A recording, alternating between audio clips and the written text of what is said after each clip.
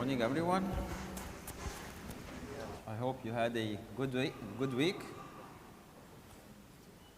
You had a silent week? Did you guys have a good week? Thank you. No problem. Imagine this. You're scrolling through your feed late at night on your phone, and you see a post from a friend who just lost their job, or worst, a loved one. And you see the comments flooding in. I'm so sorry, thinking of you, hang in there. But deep down, you know those words feel hollow in the face of the real pain. In our fast-paced world of diagnoses, disappointments, grief, it's just an occasional visitor. It's a companion for many. Those moments of loneliness spike in our crowded cities. Mental health crises make headlines all over the place. And unexpected losses like a relationship ending, someone dying, a dream shattering, leaves us feeling utterly dead inside. Today's story is a blueprint for hope in our chaotic life. It's the account of Jesus crashing a funeral and turning despair into dancing. It's a raw, real moment that speaks directly to our 21st century struggles. How? Picture the dusty roads of Nain, old village in the middle of nowhere. Of course, no pavements, it's all roads, dirty roads, when everyone knows everyone's business. Typical small community of our families. Here, the widow, already having her husband passed away and buried him, now is burying her son. And in ancient times, this wasn't only an emotional devastation, it's an economic ruin.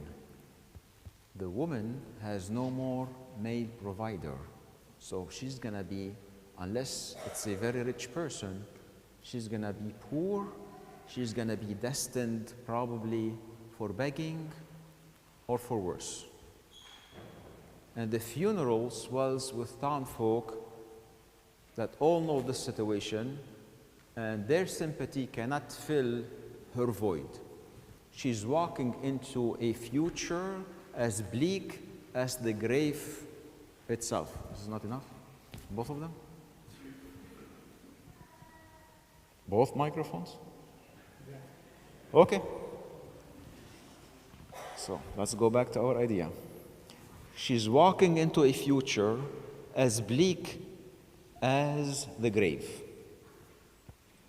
Does that sound familiar? Because today we might not have those ancient customs, but our pain is the same. Think of someone, some of you, plenty of you, juggling 2 jobs, or a young professional starting with a pink slip in a crumbling company or startup. Or now, 3 weeks for some of you with no pay because of the government shutdown. Or the teen battling depression, or the homeless on the street coming here. This is a life that ended before that even began. And we all had those moments where loss piles on loss, on loss, on loss, and hope feels buried 6 feet under. The widow's tear, they are our late night cries, our unanswered prayers, our silent screams in a world that keep moving while we feel that we are stuck in the same place. But here's the twist. Into this procession steps Jesus. Not by accident, he approaches the town as the body is carried out. Divine timing, definitely.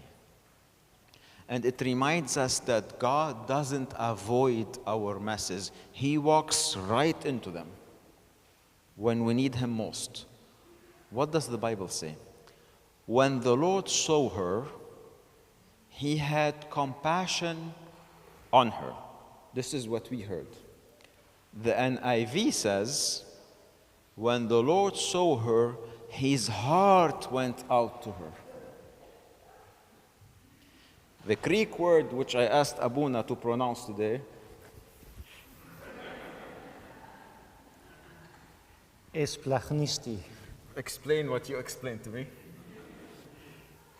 Splachna are the intestines within our stomach. And when we feel compassion, it means our intestines are moving. That's how we feel that type of emotions. So the Greek word, it means their stomach or intestines has moved. So it's not only compassion, it's Jesus' heart and guts and His whole being going out to this woman.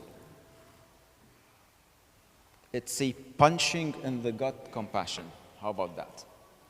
Jesus doesn't offer sympathy from afar. He sees her, not only the crowd, but He sees her specifically.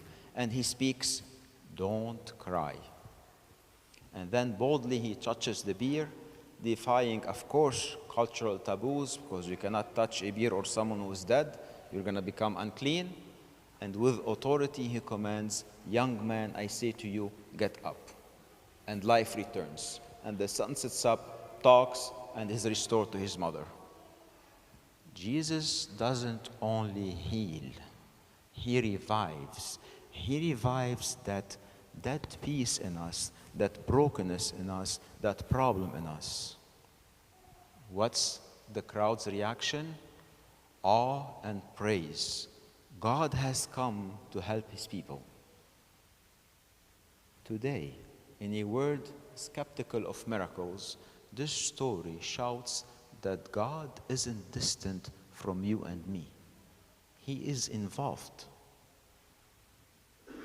With our ChatGPTs, Copilot, Gemini today, the electric cars, Tesla, BYD, you name it, the endless Zoom calls that you have every day, know this: Jesus sees your pain too. In a society where algorithms tracks every single thing that we do, talk in your house among yourselves with your wife or with your relatives that you wanna buy a bed, after 10 minutes, flip your Instagram, you see marketing of beds. Not only algorithms are locking on you, Jesus locks His eyes on you. That promotion that you lost, that diagnosis that flooded you, the betrayal that left you numb, Jesus sees it. And He's approaching your gate, your heart, the same way He approached that woman. But it's not only physical that Jesus does. Jesus also takes care of the spiritual and the emotional. Ephesians 2:1, dead in our transgressions we were, and Jesus revived us. What does that look like today? The new life that Jesus gives. It's hope for the grieving.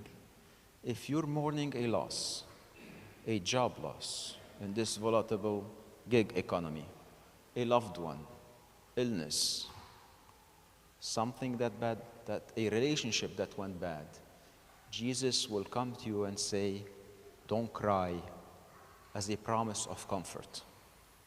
He's the one who turns mourning into joy. Psalm 30:11, "You turned my wailing into dancing." 1. 2, restoration for broken. All of us are overworked.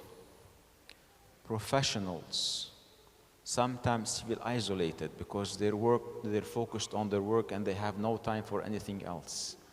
You might feel isolated sometimes. You're depressed. Jesus is here to say, I will restore all of that. In a time when half of the people are on mental medicine, the other half are on social apps because they want a human touch, a true connection. Jesus comes and says, I can't be part of your community. Imagine Jesus touching that situation that you pronounced yourself, I can't deal with this. And Jesus comes and says, yes, you can. I'm going to hold your hand. I'm going to hold your beer, and we're going to do it together. The third part that we can learn from today is power over despair. Our world is riffled with small funerals. Each one of us every day in his brain has a 100 funeral. I can't do this tomorrow at work. I'm going to do something else.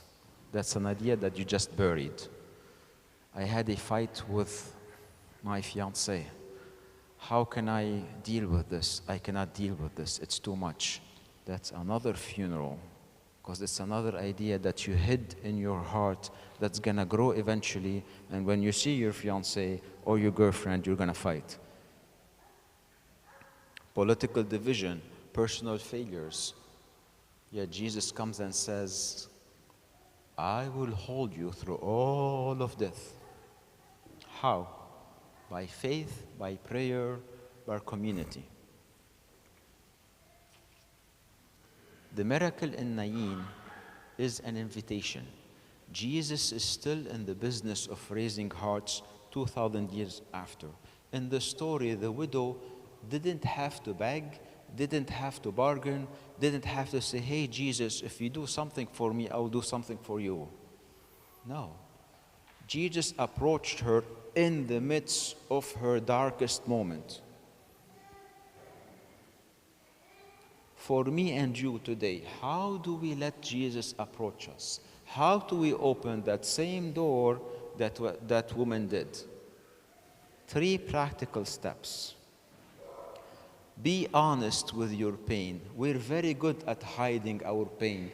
Don't hide your pain. Be honest with your pain in prayer. The widow's grief was visible. She didn't hide it. She didn't hide her tears. Likewise, bring your brokenness to Jesus in prayer. You don't need fancy words. Just be real. Be honest to yourself and to God. Tell him, by the way, God, about this job loss, here's my issue. By the way, God, about this topic that's making me anxious, here's my issue. He knows. Imagine Psalm 34:18, the Lord is close to the brokenhearted. He knows already. Start today. Step 1. Set aside 5 minutes. 5 minutes. In the whole 24 hours, okay, you're asleep for 6 hours or 8. So in the whole 16 hours, 5 minutes. Maybe it's in your car. Maybe it's in your bedroom. Maybe trying a prayer in your note on your phone. Something. Honestly invites his presence. Write a note. If you don't find it ready to talk to God, write a note on your app. Jesus, I have a problem with XYZ. Start there. Next step, pause and trust in God's timing. The widow didn't know Jesus was coming, but she was there when he arrived. Sometimes we're so busy numbing our pain, scrolling, working, avoiding, that we miss God's touch in all of this mix. Pause. Take a moment to be still. You're very busy. He knows that. Take a breath. And try a daily practice of silence. 2 minutes of writing your notes instead of 5. 2 minutes of a moment of silence. Just silence. In your brain, silence your brain. Nothing. Calmness. think only about this one phrase, John 11:15. I am the resurrection and the life. 2 minutes a day. Think only, I am the resurrection and the life. Don't think about your work. Don't think about what you're going to do in 5 minutes, not in 10, not why you're angry. Just, I am the resurrection and the life. Nothing more. If you can't, start by journaling. Journal this idea until you get to the point where you have a complete silence of your brain. Third thing that we can do, step into community. We don't become saints only by ourselves. We need a community. The crowd in Nain witnessed the miracle because they were there. Find a community of faith, whether it's your church, whether it's your family, whether it's your friend, whether it's a small group, whether your church online Bible group. I don't know if you guys do that here. Whether it's Sunday coffee hour. Find a small group that you feel you can pray together. You can connect together and share your burdens. If you're carrying a dead dream, a buried hope, or a shattered life, let Jesus approach through these steps. Pray honestly, pause, and connect intentionally. And as the crowd proclaimed God has come to help his people, say this, Jesus, I want